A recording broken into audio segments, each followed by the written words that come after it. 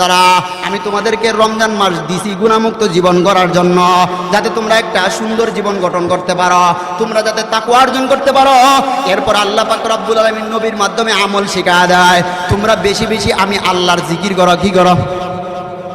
আল্লাহর জিকির করো, অর্থাৎ লা ইলাহা ইল্লাল্লাহ পড়ো এবং তোমাদের গুনার জন্য মাপ চাও। এই কাজগুলোর কারণে আমি আল্লাহ সন্তুষ্ট হয়ে যাই।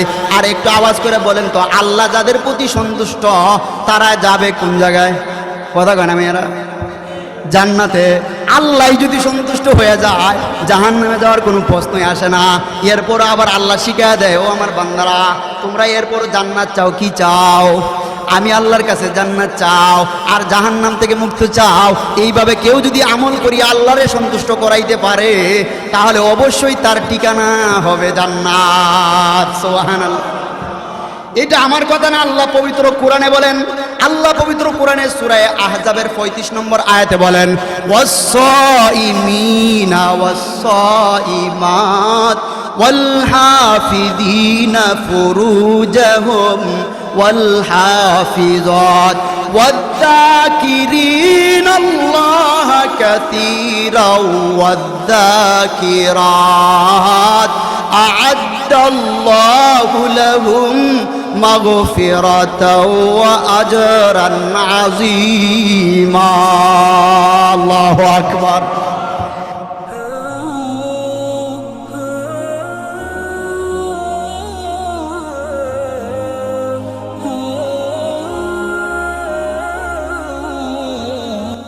মাহফিল এইচডি মিডিয়া আহলে সুন্নাত ওয়াল জামাতের একমাত্র ইসলামিক ইউটিউব চ্যানেল। আমরা এই পৃথিবীতে আসবো এমন কোনো ধারণাই আমাদের ছিল না, আমাদের কোনো অস্তিত্বই ছিল না। আল্লাহ পাক রব্বুল আলামিন আমাদেরকে অস্তিত্ব দিয়েছেন। এও সাধারণ কোনো অস্তিত্ব দেয় নাই। আল্লাহ পাক রব্বুল আলামিন আমাদেরকে যে কোনো একটা প্রাণীর অস্তিত্বে আনতে পারতেন, কিন্তু আল্লাহ পাক রব্বুল আলামিন আমাদেরকে সর্বশ্রেষ্ঠ প্রাণী মানুষ রূপে আশরাফুল মাখলুকাত হিসাবে আমাদেরকে আত্মপ্রকাশ করেছেন, একটা রূপ দিয়েছেন। এই জন্য হলেও আল্লাহ পাক রব্বুল আলামিনের শুকরিয়া আদায় করা দরকার, আছে না নাই? কত মহব্বত করে আল্লাহ পাক রব্বুল আলামিনের কাছে। আমরা কোনো আবদার করি নাই যে আল্লাহ আপনি আমাকে অস্তিত্বে আনেন, কিন্তু আল্লাহ পাক রব্বুল আলামিন অস্তিত্বে আনলেন। এরপর আল্লাহ পাক রব্বুল আলামিন কোনো প্রাণীর অস্তিত্ব দেয় নাই, কোনো সিগালের অস্তিত্ব দেয় নাই, কোনো কুকুর বিড়ালের অস্তিত্ব দেয় নাই। আল্লাহ পাক রব্বুল আলামিন আপনাদেরকে এবং আমাকে আল্লাহ মানব কুলের সর্বশ্রেষ্ঠ মানুষ হিসাবে আল্লাহ পাক রব্বুল আলামিন আমাদের অস্তিত্ব দিয়েছেন।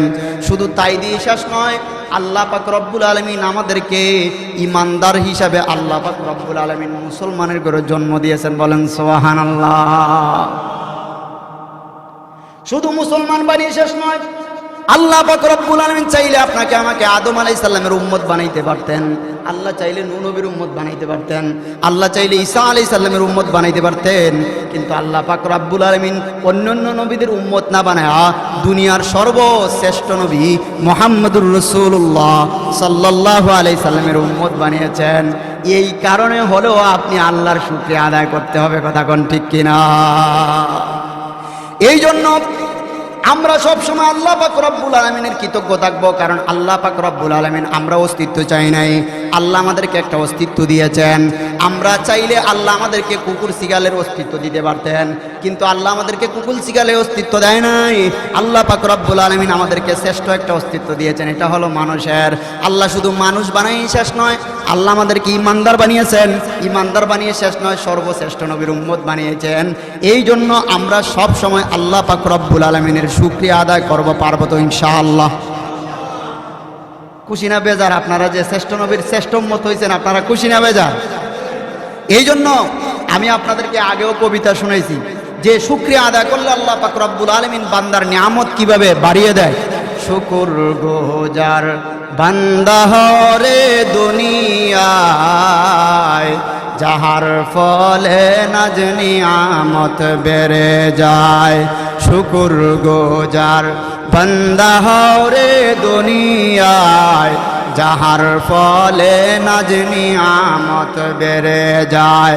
প্রভুর শুকর আদায় যদি না করো, কঠিনতর আযাব হবে কবর।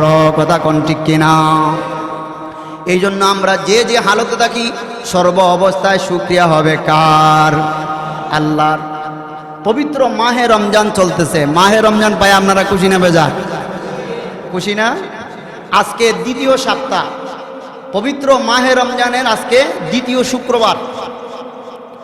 আমরা গত সপ্তাহে রমজান আমরা কিভাবে কাটাবো এই সম্পর্কে আলোচনা শুনেছি। এরপরও আজকে যেহেতু আমাদের সামনে মিডিয়া আছে, আবার অল্প সময়ের ভিতরে এই জিনিসগুলো বোঝানোর চেষ্টা করবো ইনশাআল্লাহ। আল্লাহ পাক রব্বুল আলামিন পবিত্র কোরআনে সূরা বাকারার 183 নম্বর আয়াতে আল্লাহ উল্লেখ করে ঈমানদারদেরকে ডাক দিয়ে বলেন, ইয়া আইয়ুহাল্লাযীনা আমানু কুতিবা আলাইকুমুস সিয়াম কামা কুতিবা আলাল্লাযীনা মিন ক্বাবলিকুম লাআল্লাকুম তাত্তাকুন। আল্লাহ পাক রব্বুল আলামিন পবিত্র কোরআনের এই আয়াতে বলে, হে ঈমানদারগণ, আমি আল্লাহ পাক রব্বুল আলামিন তোমাদের উপর রোজাকে ফরজ করেছি যেইভাবে তোমাদের পূর্ববর্তী লোকদের উপর আমি রোজাকে ফরজ করেছিলাম। আল্লাহ পাক রব্বুল আলামিন বলেন, ও আমার বান্দারা শোনো, আমি রোজাকে তোমাদের উপর ফরজ করে দিয়েছি যাতে তোমরা মুত্তাকি এবং পরহেজগার হইতে পারো। বলেন সুবহানাল্লাহ। আল্লাহ মুত্তাকি হওয়ার জন্যই রোজা দিয়েছেন। কি দিয়েছেন? মুত্তাকি হওয়ার জন্যই রোজা দিয়েছেন। গত সপ্তাহে বলেছিলাম বন্ধুরা আমার, মুত্তাকি শব্দের অর্থ হলো খোদা বিরু, আল্লাহর ভয় দিলের ভিতরে জায়গা দেওয়া, গুনাহমুক্ত একটা জীবন গড়া। বলেন সুবহানাল্লাহ। আল্লাহ রোজা দিয়েছেন এই গুনাহমুক্ত একটা জীবন গড়ার জন্য। আওয়াজ করে বলুন সুবহানাল্লাহ। তাহলে গুনাহমুক্ত জীবন গড়তে হলে আমাদেরকে সমস্ত পাপ কাজ থেকে বিরত থাকতে হবে। কথা কোন ঠিক কিনা? যেমন রাসূল সাল্লাল্লাহু আলাইহি সাল্লাম বলে দিয়েছেন, যারা রোজা রাখবে তাদের রোজাটা তাদের জন্য ডাল হবে। কি হবে? আসিয়ামু জুন্নাতুন মা লাম ইয়াখরুকুহা। রাসূল সাল্লাল্লাহু আলাইহি সাল্লাম বলেন, এই রোজা তোমার ঢাল যতক্ষণ পর্যন্ত তুমি রোজাকে মিথ্যা এবং গীবত থেকে হেফাজত করতে পারবে। বলেন সুবহানাল্লাহ। তাহলে আমাদের রোজাকে মিথ্যা এবং গীবত থেকে যদি আমরা হেফাজত করতে পারি, এই রোজা আমাদের ডাল হবে। যেইভাবে দুনিয়ার জমিনে একজন মানুষ ডাল দ্বারা তার জীবনের আত্মরক্ষা করতে পারে, অনুরূপ রোজা নামক ডালও আপনি আমি যদি এই ডালকে হেফাজত করতে পারি, মিথ্যা, পরনিন্দা, মানুষকে গালিগালাজ, অন্যের সুগলকুরি, সুদ, ঘুষ থেকে এই রমজান মাসে যদি আমরা পরহেজ থাকতে পারি, তাহলে এই রমজানের রোজা ও ডাল হয়ে আমাদেরকে আল্লাহ পাক রব্বুল আলামিনের আযাব থেকে হেফাজত করবে। বলেন সুবহানাল্লাহ।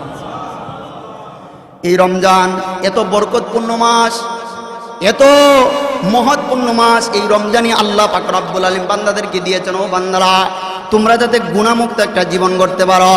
কেমন মর্যাদা দিয়েছেন আল্লাহ বান্দাদেরকে, ঈমানদারদেরকে। দেখেন এই রমজানের উসিলা করে আল্লাহ পাক রব্বুল আলামিনের নবী হাদিসের মধ্যে জানা যায়, যখন রমজান মাস আসে, রমজান মাস প্রবেশ করে একদিকে, আর আল্লাহ পাক রব্বুল আলামিন জান্নাতের দরজাগুলা মুমিনদের জন্য খুলে দেয়। বলেন সুবহানাল্লাহ। আল্লাহ নবীর সাহাবী হযরত আবু হুরায়রা রাদিয়াল্লাহু তাআলা আনহু বর্ণনা করেন, আল্লাহর নবী ইরশাদ করেছেন, যখন রমজান মাস আসে আল্লাহ পাক রব্বুল আলামিন ঈমানদার রোজাদারদের জন্য জান্নাতের দরজা খুলে দেয়। বলেন সুবহানাল্লাহ। কি খুলে দেয়? জান্নাতের দরজা। কের দরজা? ইজা জাআ রমাদানু ফুতিহাত আবওয়াবুল জান্নাহ।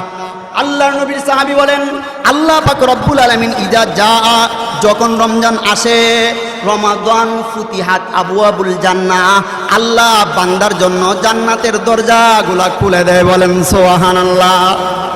কোন বান্দাদের জন্য? আল্লাহ আগে বলছেন ইয়া আইয়ুহাল্লাযীনা আমানু, ঈমানদার এবং যারা রোজা রাখে এবং তাকওয়া অর্জন করে, ওই বান্দাদের জন্য আল্লাহ আবওয়াবুল জান্নাহ, জান্নাতের দরজাগুলা খুলে দেয়। বলেন সুবহানাল্লাহ। আমি মন গড়া বলতেছি না, বুখারী শরীফের হাদিস 1797 নং হাদিস। রাসূল সাল্লাল্লাহু আলাইহি সাল্লামের সাহাবী হযরত আবু হুরায়রা বর্ণনা করেন, রমজান মাস প্রবেশ করার সাথে সাথে আল্লাহ ঈমানদার এবং মুত্তাকি, আল্লাহ বিরুখুদা বিরু বান্দাদের জন্য আল্লাহর জান্নাতের দরজাগুলা খুলে দেয়। বলেন সুবহানাল্লাহ। শুধু তাই না, আল্লাহ নবীর সাহাবী আরো বলেন, ইদা দাখালা রমাদান ফুতিহাত আবওয়াবুস সামা। আল্লাহ পাক রব্বুল আলামিন আল্লাহর ইমানদার বান্দাদের জন্য, রোজাদার বান্দাদের জন্য আল্লাহ পাক রব্বুল আলামিন আকাশের সমস্ত রহমতের দরজাগুলা খুলে দেয়। বলেন সুবহানাল্লাহ। কের দরজা খুলে দেয়? আকাশের দরজা। শুধু তাই না, ওয়াগুল্লিকাত আবওয়াবু জাহান্নাম, এবং জাহান্নামের দরজাগুলো আল্লাহ বন্ধ করে দেয়। বলেন নাও সুবহানাল্লাহ। ওয়াসুলসিলাতিশ শায়াতিন, এবং শয়তানগুলোকে আল্লাহ পাক রব্বুল আলামিন জিনজিল দিয়া কারাগারে আবদ্ধ করে রাখেন। বলেন সুবহানাল্লাহ। এগুলা কাদের সম্মান? রোজাদার ইমানদারদের সম্মান। যেই রোজাদার রোজা রাখা অবস্থায়, যেই রোজাদার রোজা রাখবে একমাত্র বিশ্বাস করে কাকে? অন্য আরেকটা হাদিসে রাসূল সাল্লাল্লাহু আলাইহি সাল্লামের সাহাবী আবু হুরায়রা বর্ণনা করেন, মান সামা রমাদান ঈমানাও ওয়া ইহতিসাবান গুফিরা লাহু মা তাকাদ্দামা মিন দামবি। যখন কোনো বান্দা ঈমান এবং সওয়াবের নিয়তে, ঈমানের হালতে সওয়াবের নিয়তে রমজানের রোজা রাখবে, আল্লাহ পাক রব্বুল আলামিন তার জীবনের সমস্ত গুনাহগুলি মাফ করে দেবে। বলেন সুবহানাল্লাহ। দেখেন আল্লাহ পাক রব্বুল আলামিন রোজাদারদেরকে কত সম্মান দিয়েছেন। ও বন্ধুরা আমার, আল্লাহ বলেন তুমি যদি ঈমানওয়ালা হয়ে যাও এবং রোজা রাখতে পারো, তোমার দিলের ভিতরে তাকওয়া অর্জন করতে পারো, তাহলে আমি আল্লাহ তোমার জন্য জান্নাতের দরজাগুলা খুলে দিব। হযরতে আবু হুরায়রা বলেন, আবওয়াবুল জান্নাহ, আর যদি তোমরা ঈমানদার হয়ে যাও, আমি আকাশের সমস্ত দরজা তোমাদের জন্য খুলে দিব এবং জাহান্নামের দরজা বন্ধ করে দিব, শয়তান যাতে তোমাদেরকে ডিস্টার্ব না করতে পারে। এই জন্য আমি আল্লাহ শয়তানকে তালাবদ্ধ করে রাখলাম। বলেন সুবহানাল্লাহ। এটা কাদের জন্য? রোজাদার ইমানদারদের জন্য, যারা ঈমানের সাথে সওয়াবের নিয়তে একমাত্র আল্লাহ এবং আল্লাহকে রাজি খুশি করার জন্য রোজা রাখবে, আল্লাহ তাদের জন্য এই বিশেষ মর্যাদাগুলো রেখেছেন। বলেন সুবহানাল্লাহ। কথা বুঝাইতে পারলাম? তাহলে বোঝা গেল রোজায় আল্লাহ রোজাটা দিছে আমাদেরকে কিসের জন্য? আওয়াজ করে কয় না, গুনাহমুক্ত জীবন গড়ার জন্য। আর আপনি রোজার মাধ্যমে যদি গুনাহমুক্ত জীবন আর তাকওয়া আপনার দিলের ভিতরে ঢুকায় দিতে পারেন, তাহলে আল্লাহ পাক রব্বুল আলামিন আপনার জন্য এই যে পুরস্কারগুলো বর্ণনা করলাম, এই পুরস্কারে আপনাকে আল্লাহ পাক রব্বুল আলামিন ভূষিত করবেন। বলেন সুবহানাল্লাহ। শুধু তাই না, দেখেন আল্লাহ কেমন চমৎকার করে আল্লাহর নবীও বান্দাদেরকে জানায় দেয়, ও বান্দারা, আল্লাহ যেভাবে তোমাদেরকে গুনাহমুক্ত জীবন গড়ার জন্য বলছেন, এইভাবে তোমরা আল্লাহর কাছে প্রার্থনা করো যাতে তোমরা এই রমজান মাসে গুনাহমুক্ত জীবন গড়তে পারো। আল্লাহ নবী হাদিসের মধ্যে জানায় দেয়, আকসিরু, রাসূল সাল্লাল্লাহু আলাইহি সাল্লাম বলেন তোমরা বেশি বেশি কাজ করো। আকসিরু, এই রাসূল সাল্লাল্লাহু আলাইহি সাল্লাম হাদিসের মধ্যে বলতেছেন তোমরা বেশি বেশি 4টা কাজ করো। কয়টা কাজ? 4টা কাজ। যেই 4টা কাজ এর মাধ্যমে তোমরা যেই 4টা কাজ না করলে নাই হয়, এর মধ্যে 2টা কাজের মাধ্যমে আল্লাহ পাক রব্বুল আলামিন তোমাদের প্রতি সন্তুষ্ট হয়ে যাইবেন, আর 2টা কাজ তোমরা না করলে নাই হয়, তোমাদের না করে কোনো উপায় নেই। আল্লাহ নবী বলতেছেন, ও আমার উম্মতের দল, তোমরা শুনো ওই 4টা কাজ কি। এর মধ্যে প্রথম যেই কাজ হলো, এটা হলো শাহাদাতু আল্লাহ ইলাহা ইল্লাল্লাহ। তোমরা বেশি বেশি কালিমায়ে তাইয়্যিবা পাঠ করো। বলেন সুবহানাল্লাহ। 2 নম্বর হলো ফাতাস্তাগফিরুহু, তোমরা বেশি বেশি ক্ষমা চাও, আল্লাহর কাছে তোমরা মাপ চাও। যদি তোমরা এই 2টা কাজ করতে পারো, তাহলে আল্লাহ পাক রব্বুল আলামিন তোমাদের উপর সন্তুষ্ট হয়ে যাবে। বলেন সুবহানাল্লাহ। রাস্তে কোন,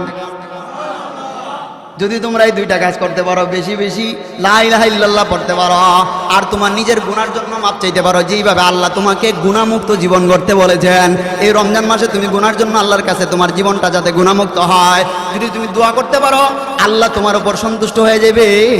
এরপরে আল্লাহর রাসূল বলেন, ফাতাসআলুনাল্লাহাল জান্নাতা, আর বেশি বেশি আল্লাহর কাছে জান্নাত চাও। কি চাও? জান্নাত চাও। ওয়া তাউদুনা বিহি মিনান নার, এবং জাহান্নাম থেকে আল্লাহর কাছে বেশি বেশি পানা চাও। বলেন সুবহানাল্লাহ। বান্দারা, আমি তোমাদেরকে রমজান মাস দিছি গুনাহমুক্ত জীবন গড়ার জন্য, যাতে তোমরা একটা সুন্দর জীবন গঠন করতে পারো, তোমরা যাতে তাকওয়া অর্জন করতে পারো। এরপর আল্লাহ পাক রব্বুল আলামিন নবীর মাধ্যমে আমল শিখায় দেয়, তোমরা বেশি বেশি আমি আল্লাহর জিকির করো। কি করো?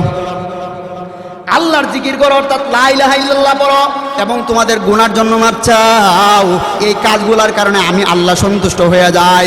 আর একটু আওয়াজ করে বলেন তো, আল্লাহ যাদের প্রতি সন্তুষ্ট তারা যাবে কোন জায়গায়? কথা কয় না মেয়েরা? জান্নাতে। আল্লাহ যদি সন্তুষ্ট হয়ে যায় জাহান্নামে যাওয়ার কোনো প্রশ্নই আসে না।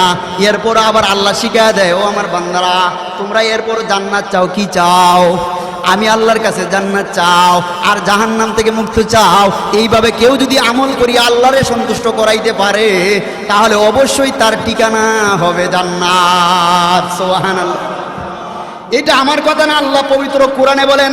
আল্লাহ পবিত্র কোরআনে সূরা আহজাবের 35 নম্বর আয়াতে বলেন, ওয়াস-সাইমিনা ওয়াস-সাইমাত ওয়াল হাফিযিনা ফুরুজাহুম ওয়াল হাফিযাত ওয়াদ-যাকিরিনাল্লাহা কাসীরাও ওয়াদ-যাকিরাত আ'আদ্দাল্লাহু লাহুম মাগফিরাতাও ওয়া আজরান আযীমা। আল্লাহু আকবার। আল্লাহ পাক রব্বুল আলামিন বলেন, রোজাদার পুরুষ এবং নারী এবং লজ্জাস্থান হেফাজতকারী পুরুষ এবং নারী এবং বেশি বেশি জিকির করনেওয়ালা পুরুষ এবং নারী, তাদের জন্য রয়েছে কমা এবং মহা পুরস্কার। বলেন সুবহানাল্লাহ। কি? সিয়াম আদায়কারী নারী এবং পুরুষ এবং লজ্জাস্থান হেফাজতকারী নারী এবং পুরুষ, বেশি বেশি জিকির করনেওয়ালা নারী এবং পুরুষদের জন্য কমার ঘোষণা এবং মহা পুরস্কারের ঘোষণা। চিল্লায় বলেন সুবহানাল্লাহ। তাহলে রমজান মাসে আমরা রোজা রাখি কি রাখি না? আওয়াজ দিয়ে বলতে হবে। রমজান মাসে রোজা রাখি কি রাখি না? একটু আওয়াজ করে বলুন, রোজা রাখি কি রাখি না? কার জন্য? আল্লাহর জন্য। একমাত্র ঈমান ও ইহতিসাব, ঈমানের সাথে সবের নিয়তে আমরা আল্লাহরে রাজি খুশি করার জন্য রোজা রাখি। দেখেন রমজান মাসের দিনের বেলায় আমাদের লজ্জাস্থান আমরা হেফাজত করি। কথা কোন ঠিক কিনা? রোজা রাইকে যদি লজ্জাস্থান দিয়ে কেউ অযথা কোনো কাজ করে, হের রোজা হইব?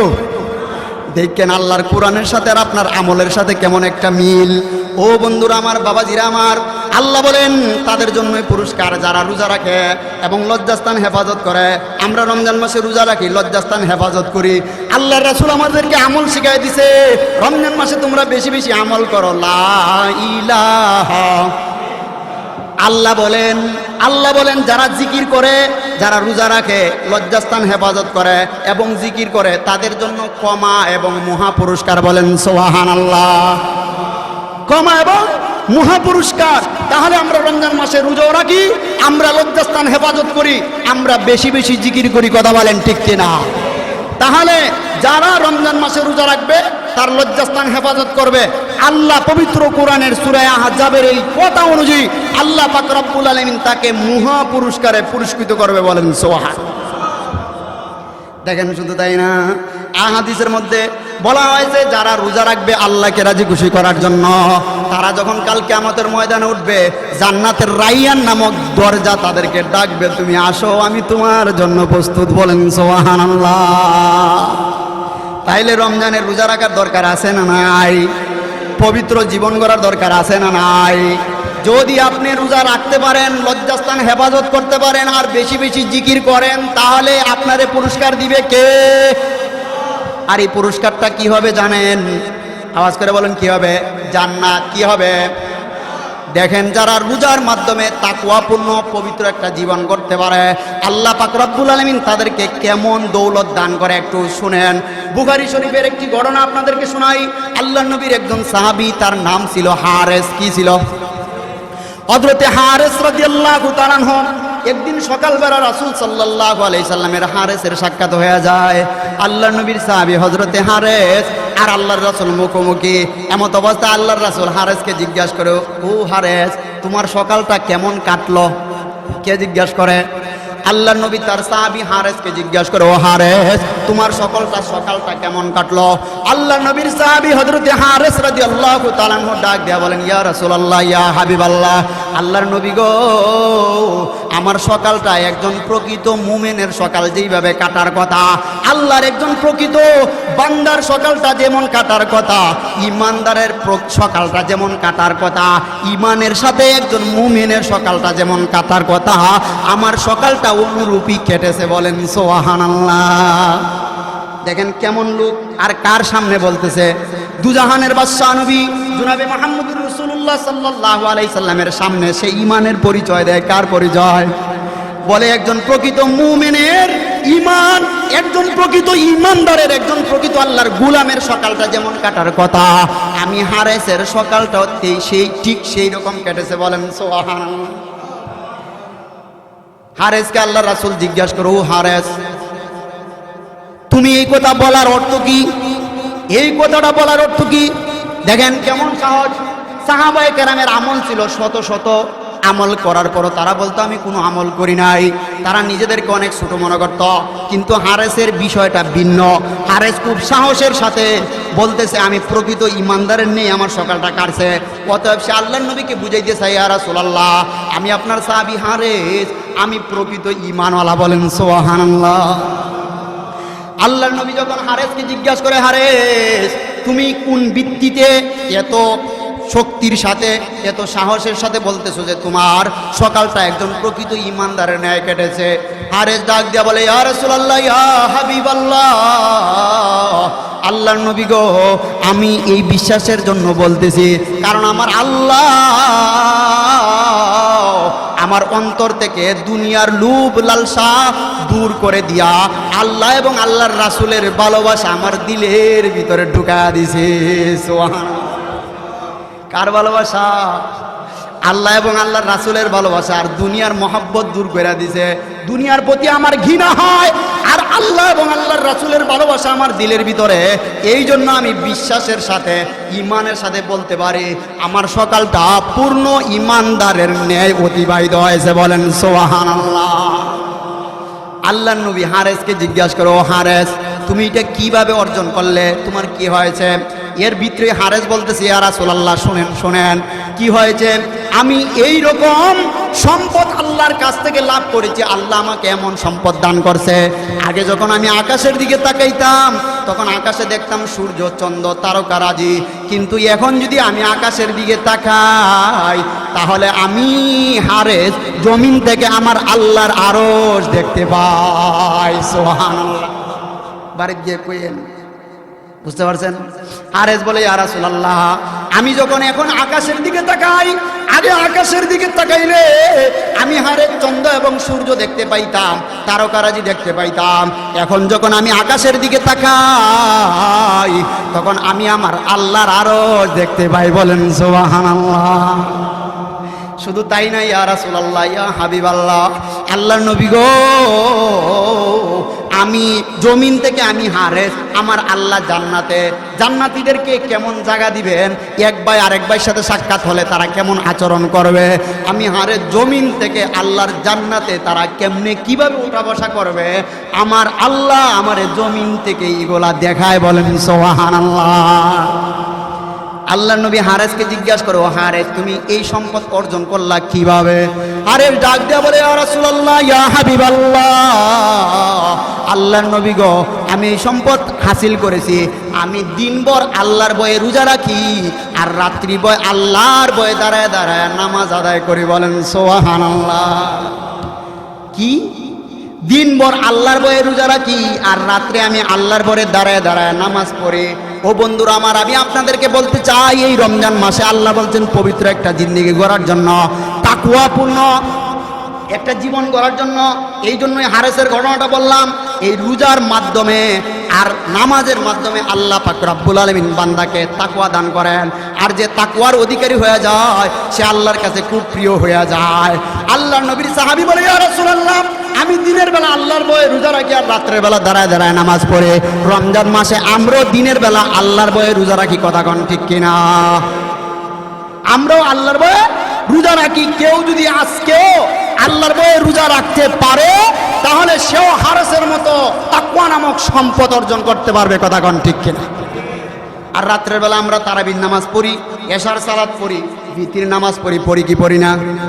এই জন্য বন্ধুরা আমার, রমজান মাসে কেউ যদি রোজাকে আল্লাহ পাক রব্বুল আলামিনের ভয়ে রাখে, তাকওয়া অর্জন করতে পারবে। আর যে তাকওয়া অর্জন করতে পারবে সে আল্লাহর তৈরি জান্নাতে যাবে। কথা কোন ঠিক কিনা?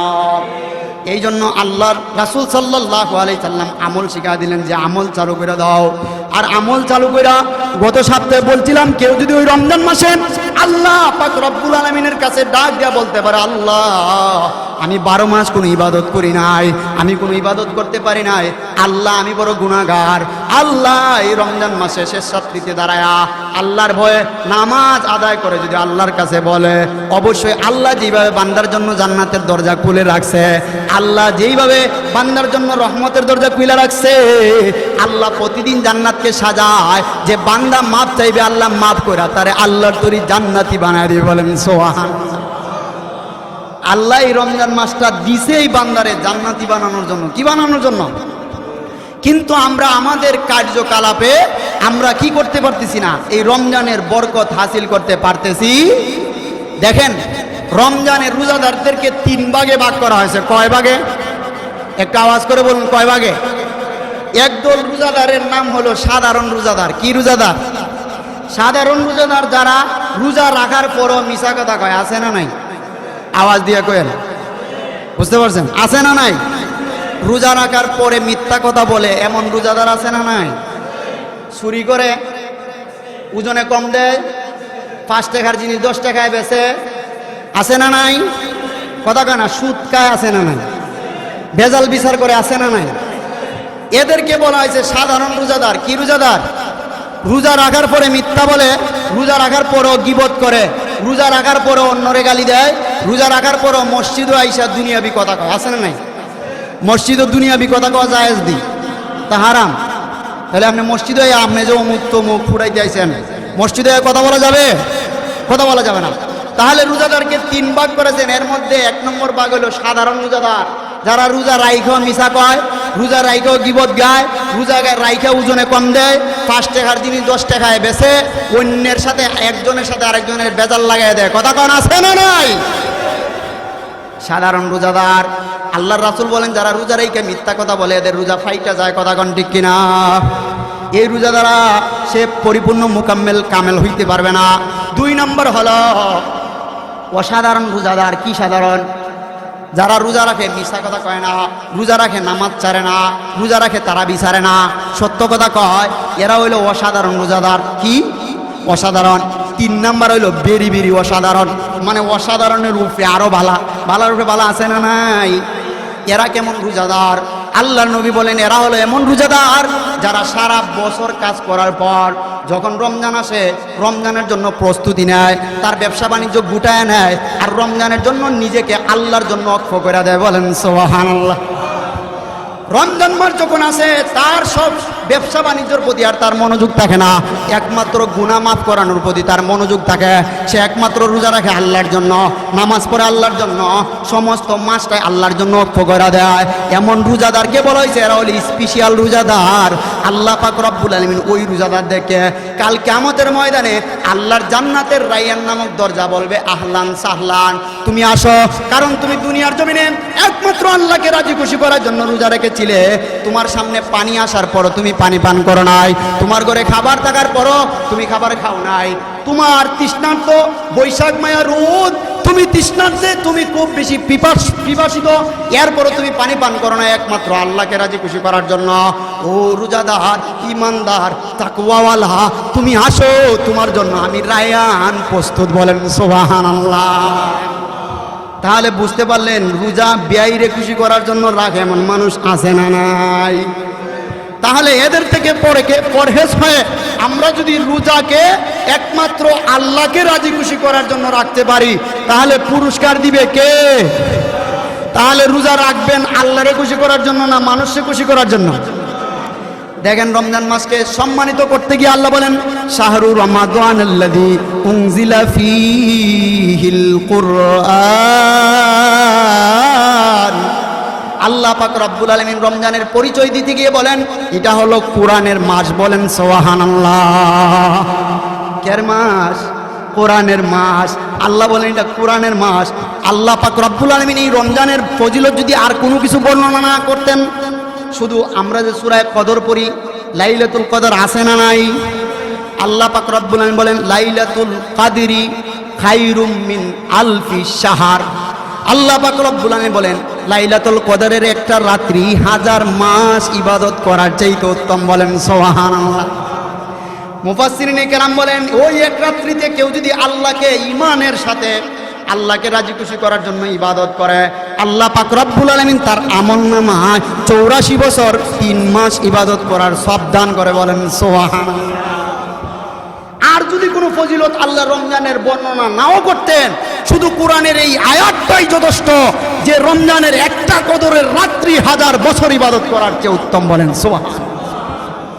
আমরা বুঝি না আল্লাহ আমাদেরকে সওয়াব দেওয়ার জন্য কত সিস্টেম করে রেখেছেন। দেখেন আল্লাহ পাক রব্বুল আলামিনের নবী বলেন পবিত্র কোরআনের একটা অক্ষর যদি কেউ তেলাওয়াত করে আল্লাহ 10টা নেকি দেয়। বলেন সুবহানাল্লাহ। এটা সাধারণ নেকি, রমজানে না রমজানের বাহিরে কেউ যদি পবিত্র কোরআনের একটা অক্ষর তেলাওয়াত করে তাহলে সে কয়টা নেকি পাবে? আওয়াজ করে বলুন কয়টা? 10টা নেকি। ওই একটা অক্ষরকেই সে যদি নামাজের ভিতরে তেলাওয়াত করে, যেমন ধরেন আমরা নামাজে ছোট একটা সূরা আছে, সূরা আসর আছে না নাই? 3 আয়াত বিশিষ্ট একটা সূরা আর 71টা হরফ আছে এই সূরার ভিতরে। 71টা হরফ। আপনি রমজানের বাহিরে এই সূরা একবার তেলাওয়াত করার কারণে আল্লাহ পাক রব্বুল আলামিন আপনার আমলনামায় 710 নেকি দান করবে। বলেন সুবহানাল্লাহ। আপনি যদি 71কে 10 দিয়ে গুণ দেন তাহলে বাইর হবে 710। কথা বলেন ঠিক কিনা? তাহলে এই সূরাটাই রাসূল সাল্লাল্লাহু আলাইহি সাল্লাম বলেন কেউ যদি এটা নামাজের ভিতরে পড়ে আমার আল্লাহ 10কে আরো 10 অর্থাৎ 10% গুণ সওয়াব বাড়ায়া দিয়া আল্লাহ নামাজে যখন এক বান্দা কোরআন তেলাওয়াত করে তখন আল্লাহ এক হরফে তার 100 নেকি দিবে। বলেন সুবহানাল্লাহ। তাহলে কেউ যদি এই সূরা আসরকে নামাজের ভিতরে তেলাওয়াত করে, এটা যে কোনো নামাজ হোক, আপনি ইমামের পিছে পড়েন আর একা একা পড়েন, ওই ছোট একটা কনিষ্ঠ পবিত্র কোরআনের সূরা আসরের মতো কনিষ্ঠ ছোট একটা সূরা আপনি যদি নামাজের ভিতরে তেলাওয়াত করেন তাহলে আপনি 71কে 100 দিয়ে গুণ দিলে আপনার আমলনামায় 7100 সওয়াব জমা হবে। বলেন সুবহানাল্লাহ। পবিত্র কোরআন তেলাওয়াত করলে কেমন সওয়াব? আল্লাহর নবীর সাহাবী হযরত আবু হুরায়রা রাদিয়াল্লাহু তাআলা বর্ণনা করেন কেউ যদি রমজান মাসে পবিত্র কোরআনের একটা অক্ষর তেলাওয়াত করে তাহলে আমার আল্লাহ তারে 10 নেকি দিবে না, নামাজের ভিতরে 100 দিবে না। আমার আল্লাহ রমজান মাসে একটা অক্ষর তেলাওয়াত করার কারণে বান্দার আমলনামায় 700 নেকি জমা করে দিবে। বলেন সুবহানাল্লাহ। ও বন্ধুরা আমার, বাবাজিরা আমার, তাহলে রমজান মাসে যদি আমরা সূরা আসরকে তেলাওয়াত করি তাহলে একবার তেলাওয়াত করার কারণে আমার আল্লাহ আপনার আমলনামায় ৪৯,৭০০ সওয়াব দান করবে। বলেন সুবহানাল্লাহ। কয় ৫০,০০০?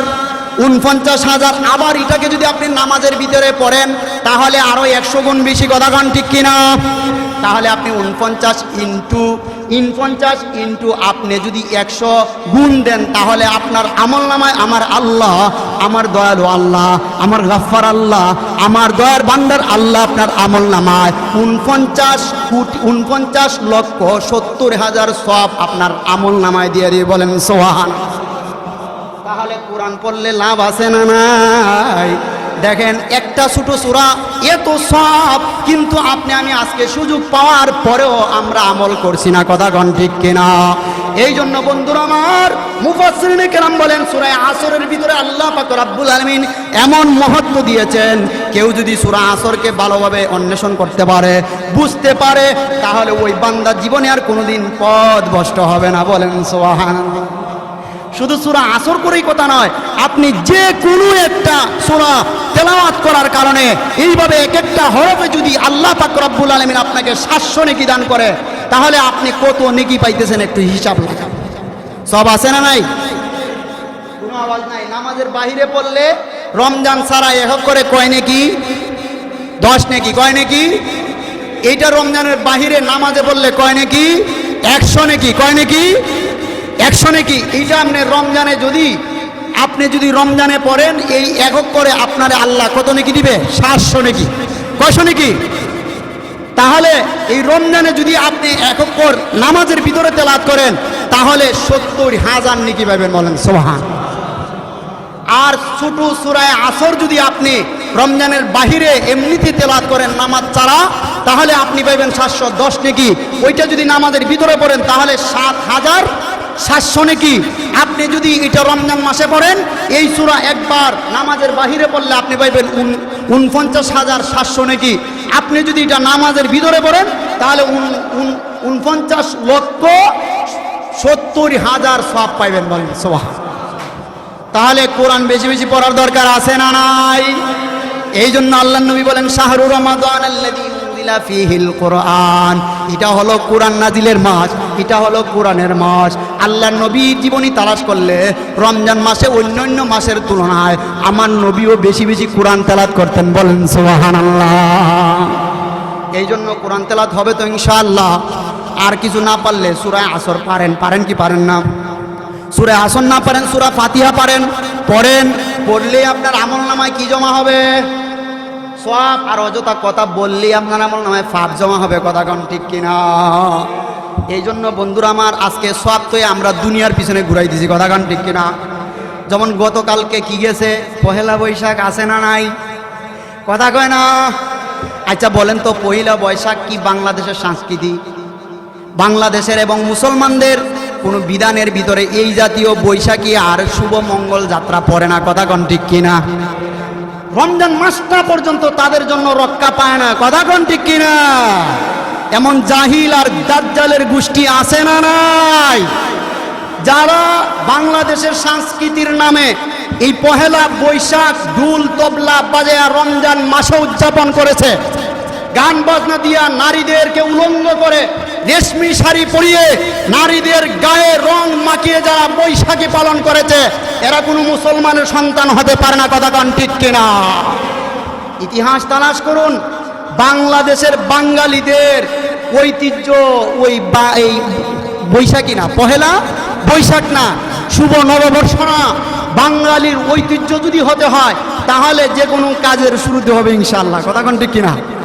কারণ শেখ মুজিব রে তারাই বলে শ্রেষ্ঠ বাঙালি।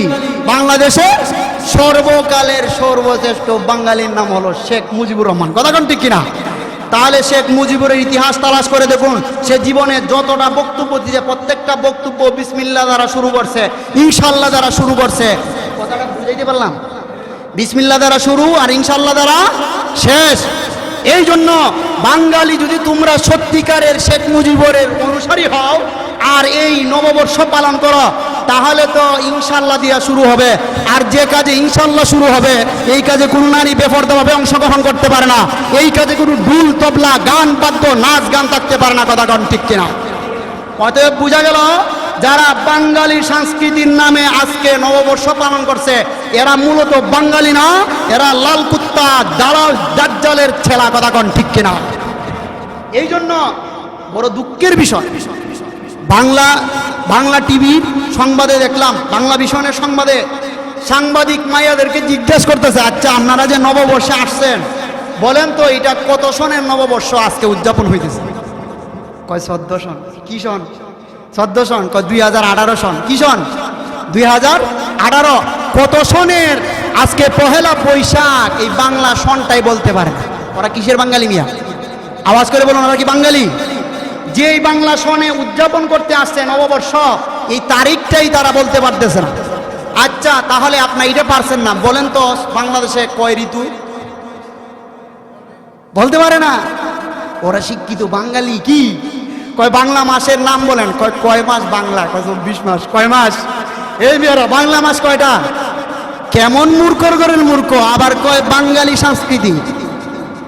কেমন জায়গায় না আজকে বাঙালিদেরকে পৌঁছাইছে, ওরা নিজেও জানে না বাংলা মাস কয়টা, নামগুলো বলতে পারতেছে না।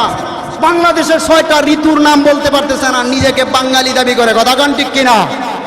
এদের কপালে টাড়া পড়ুক। এই রমজান মাসেও যারা পবিত্র মাসকে যারা গান বাজনার এই নববর্ষের শুভ কল্যাণ এই শুভযাত্রা দিয়ে আল্লাহর পবিত্র মাহে রমজানকে যারা অপবিত্র করে, এরা সত্যিকার অর্থে মুসলমানের সন্তান হতে পারে? আমরা চ্যালেঞ্জ করে বলতে পারি, আমাদের মাদ্রাসার শিশু শ্রেণীর ছাত্রদেরকে তুমি জিজ্ঞাসা করো যে এই সনটা কত। আমি বিশ্বাসের সাথে চ্যালেঞ্জ করে বলতে পারি আমার সন্তান বলে দিবে অবশ্যই ইনশাআল্লাহ। কয়টা ঋতু, কয়টা মাস, শুধু বাংলা নয়, বাংলা, ইংলিশ, আরবি তিনোটা সনের তারিখ সহ আমার মাদ্রাসার সন্তানরা বলে দিবে ইনশাআল্লাহ। তাহলে সত্যিকারের বাঙালি কারা? হুজুররা। কথা কোন ঠিক কিনা ভাইয়ারা? সত্যিকারের বাঙালি আমরা, হুজুররা। আর আজকে বাংলাদেশে এই অপসংস্কৃতি তৈরি করে আমাদের মা বোন এবং মুসলমানদের ঈমান নষ্ট করতেছে। কথা কোন ঠিক কিনা? আল্লাহ পাক রব্বুল আলামিন যেন আমাদেরকে এই কুসংস্কারগুলো থেকে বাঁচিয়ে থাকার তৌফিক দান করেন। সবাই বলেন আমিন। 2 মিনিটে একটা প্রশ্নের জবাব দিয়ে আজকের আলোচনা শেষ করব ইনশাআল্লাহ। এই প্রশ্ন পর্যন্ত থাকো। বলেন, আপনি করেন না, না কইরেন, আমার কোনো কিছু আসে যায় না। আপনি করেন না, কইরেন না, আমার কোনো কিছু আসে যায় না। কিন্তু আমি একটা সহি আমল করতেছি, এটারে যদি আপনি বলেন আল্লাহ রাসূলের বিরোধী, তাহলে তো আমার এটা যে সহি, এটা প্রমাণ করা দরকার আছে না নাই? কথা কয় না মিয়া না? আছে না নাই? তাহলে কে সত্য আমল করতেছে আর কে দেশের মধ্যে ফিতনা ছড়ায়, এটা জানার দরকার আছে না নাই? দেখেন, আল্লাহ রাসূলের সাহাবী হযরতে উবাই ইবনে কাব রাদিয়াল্লাহু তাআলা আনহু বলেন, নবী করিম সাল্লাল্লাহু আলাইহি সাল্লাম নিজে 20 রাকাত তারাবির সালাত আদায় করেছেন। বলেন সুবহানাল্লাহ। কে বলেন? আল্লাহ রাসূলের সাহাবী হযরত উবাই ইবনে কাব বলেন যে রাসূল সাল্লাল্লাহু আলাইহি সাল্লাম নিজে 20 রাকাত তারাবির সালাত আদায় করেছেন। বাইহাকি শরীফের বর্ণনায় হযরত উবাই ইবনে কাব বলেন, রাসূল সাল্লাল্লাহু আলাইহি সাল্লাম যখন ফরজ হওয়ার বয়ে নামাজে আসেননি, তখন আমরা 20 রাকাত তারাবির সালাত আদায় করেছি। বলেন সুবহানাল্লাহ। বাইহাকি শরীফের হাদিস, হযরত ইবনে আব্বাস রাদিয়াল্লাহু তাআলা আনহু বর্ণনা করেন, রাসূল সাল্লাল্লাহু আলাইহি সাল্লাম নিজেই 20 রাকাত তারাবি পড়েছেন। বলেন সুবহানাল্লাহ। হযরত আব্বাস রাদিয়াল্লাহু তাআলা আনহু সাহাবায়ে কেরামদের মধ্যে রইসুল মুফাসসির, সমস্ত সাহাবায়ে কেরামদের মধ্যে শ্রেষ্ঠ একজন মুফাসসির ছিলেন। হযরত আব্বাস রাদিয়াল্লাহু তাআলা আনহু বলেন, রাসূল সাল্লাল্লাহু আলাইহি সাল্লাম কি নিজেই 20 রাকাত তারাবির সালাত আদায় করেছেন। এটা কোন কিতাব আছে? মিশকাতের ব্যাখ্যা গ্রন্থ মিরকাতুল মাফাতিহ 3 নম্বর খণ্ডের 1194 নম্বর পৃষ্ঠা। শুধু তাই না, হযরত ইবনে আব্বাস রাদিয়াল্লাহু তাআলা আনহু আরো বর্ণনা করেন, আমার নিজের চৌকে দেখেছি। কে দেখেছি? আমার নিজের চৌকে দেখেছি রাসূল সাল্লাল্লাহু আলাইহি সাল্লাম 20 রাকাত তারাবির নামাজ পড়েছেন। কয় রাকাত? 20 রাকাত। মুসান্নাফে ইবনে আবি শায়বা 5 নম্বর খণ্ড 225 নম্বর পৃষ্ঠা, 2 নম্বর খণ্ডের 394 নম্বর পৃষ্ঠার 7774 নম্বর হাদিস। একবারে রেফারেন্স সহ বলে দিলাম। তাহলে হযরত আব্বাস রাদিয়াল্লাহু তাআলা হযরত উবাইয়ের কথা থেকে কি প্রমাণ হলো যে রাসূল সাল্লাল্লাহু আলাইহি সাল্লাম 20 রাকাত তারাবির নামাজ পড়েছেন। এটা হলো রাসূল সাল্লাল্লাহু আলাইহি সাল্লামের আমল। তাহলে রাসূল সাল্লাল্লাহু আলাইহি সাল্লামের আমল কেউ করলে আর একজন যদি বলে যারা 20 রাকাত তারাবির নামাজ পড়ে এরা সকলে আল্লাহর রাসূলের বিরোধী, তার কথাটা সত্য হবে না সাহাবায়ে কেরামের কথাটা সত্য হবে? তাহলে বোঝা গেল নিঃসন্দেহে সে একটা ফটকা এবং ফিতনাবাজ। কথা কোন ঠিক কিনা? এখন আসেন সাহাবায়ে কেরামের আমল। হযরত উমর রাদিয়াল্লাহু তাআলা আনহুর যুগে উনি নিজে উপস্থিত থেকে মসজিদে নববীতে হযরত উবাই ইবনে কাবের ইমামতিতে উনি নিজে 20 রাকাত তারাবির নামাজ পড়েছেন। বলেন সুবহানাল্লাহ। কয় রাকাত? আওয়াজ করে বলুন, কয় রাকাত? 20 রাকাত। তাহলে উনি যে এই তারাবির নামাজটা পড়েছেন এইগুলা কোন কিতাবে আছে? কিতাবের তো দলিল দিতে হবে। কথা কোন ঠিক কিনা? দলিল দেওয়ার দরকার আছে না নাই? এই নামাজ যে আদায় করেছেন বাইহাকি শরীফের 2 নম্বর খণ্ড 496 নং হাদিস, তাবরানী 615 নং হাদিস। রাসূল সাল্লাল্লাহু আলাইহি সাল্লামের সাহাবী হযরত ওমর রাদিয়াল্লাহু তাআলা আনহু উনি নিজে উপস্থিত থেকে হযরত উবাইয়ের ইমামতিতে ওনারা মসজিদে নববীতে 20 রাকাত নামাজ পড়েছেন। এবং হযরত ওমর ওই সময়ের খলিফা, অর্ধ বিশ্ব জাহানের খলিফা ছিলেন। উমর ঘোষণা করে দিয়েছে আজকের পর থেকে কেউ আলাদা আলাদা তারাবির নামাজ পড়তে পারবে না, সবাই জামাতবন্দি হয়ে তারাবির সালাত আদায় করতে হবে। বলেন সুবহানাল্লাহ। শুধু তাই না, আল্লাহ নবীর সাহাবী হযরতে আলী রাদিয়াল্লাহু তাআলার ছেলে হযরতে হাসান রাদিয়াল্লাহু তাআলা তিনি বর্ণনা করেন, আমি উমর রাদিয়াল্লাহু তাআলার যুগে রমজান মাসে তারাবি সালাত আদায় করার জন্য মসজিদে গেলাম। মসজিদে গিয়ে দেখি আমার বাবা সহ, হযরতে উমর সহ, হযরতে উসমান সহ সমস্ত সাহাবায়ে কেরাম, হযরতে উবাই ইমাম হয়ে তারা পিছনে তারা নামাজ পড়ছে। আমিও নামাজ পড়লাম, নামাজ হয়েছে 20 রাকাত। বলেন সুবহানাল্লাহ। তাহলে এতটুক আলোচনার ভিতরে আমরা কি বুঝলাম? নামাজ 20 না এর চেয়ে কম, 20 রাকাত। দুনিয়ার সমস্ত ইমামরা একমত, দুনিয়ার সমস্ত ইমামরা একমত যে 20 রাকাত তারাবি রাসূল সাল্লাল্লাহু আলাইহি ওয়াসাল্লাম পড়েছেন, সাহাবায়ে কেরাম পড়ছেন। ওই জায়গায় আমাদের কিছু বাইরে ওনারা পড়ে না, আমাদের কিছু করার নাই। আমি তো আপনাদেরকে সবসময় নাম বলে বলি, বাংলাদেশের যে শায়েখ কি কথা বলছে, আব্দুর রাজ্জাক বিন ইউসুফ বলছে যারা 20 রাকাত তারাবি পড়ে তারা সবাই আল্লাহর রাসূলের বিরোধী। তাহলে উনি মানতে পারে না, সাহাবায়ে কেরাম মানছেন। ইমাম আদ-দিলবর রাহিমাহুল্লাহ উনি বর্ণনা করেন, যখন উবাই নিঃসন্দেহে উবাই ইবনে কাব রাদিয়াল্লাহু তাআলা আনহু যখন 20 রাকাত তারাবি পড়াইছেন, সমস্ত সাহাবীরা মাইনে নিছে, কেউ দ্বিমত করে নাই। সাহাবায়ে কেরাম দ্বিমত করে নাই 20 রাকাত তারাবির ক্ষেত্রে। উনি বিসমিল্লাহ বলতে পারে না, আব্দুর রাজ্জাক বিন ইউসুফ দ্বিমত করে, যারা তারাবি 20 রাকাত পড়ে তারা আল্লাহর রাসূলের বিরোধী। তাহলে সাধারণ একজন মুসলমান এই কথা শুনলে তার মনে আইব, তুই আল্লাহ রাসূলের বিরোধী, তুই কাজটা করা যায় না। কথা কোন ঠিক কিনা? এই জন্য আমরা হাদিস থেকে সহিভাবে আমল করতেছি। গাড়ির মধ্যে দেখবেন, বাসের মধ্যে অনেক সময় ওষুধ বিক্রেতা ওঠে, উঠে কি উঠে না, ও কয় ওর ওষুধ সবচেয়ে ভালো, সাফাবাদ। মূলত ওর ওষুধে কোনো কামই হয় না। অতএব আপনি রাস্তায় পয়সা যদি আপনি সাফাবাজি করেন, আলেমদের কাছে আইসা দলিল দেন, কেউ যদি প্রমাণ করতে পারে যে আমরা রাসূল সাল্লাল্লাহু আলাইহি সাল্লামের হাদিসের বিরোধী আমল করতেছি, আমরাও কালকে থেকে 8 টাকা করব। কথা কোন ঠিক কিনা? এই জন্য এই ফিতনা ছড়াইবেন না, আপনি করেন না চইলা যান, আরেকজনের ইবাদতে বিঘ্ন ঘটাইবেন না। কথা কোন ঠিক কিনা? এই জন্য আমরা যে আমলটা করতেছি রাসূল সাল্লাল্লাহু আলাইহি সাল্লাম থেকে, সাহাবায়ে কেরাম থেকে, সমস্ত দুনিয়ার সমস্ত ইমামরা একমত যে আল্লাহর রাসূল এই করেছেন, সাহাবায়ে কেরাম করেছেন। আল্লাহর রাসূলের সাহাবীরা যে কাজের উপরে একমত হয়ে যায়, দুনিয়ার কোনো মুস্তাহিদ তাদের কাজের উপরে প্রশ্নবিদ্ধ করতে পারে। তাহলে আমরা যে নামাজ পড়তেছি, কোনো সন্দেহ আছে? কোনো সন্দেহ? এইভাবে হাদিস দিয়ে দলিল প্রমাণ দিয়ে বুঝানোর পরেও যদি কেউ না বুঝে, আমাদের কিছু করার।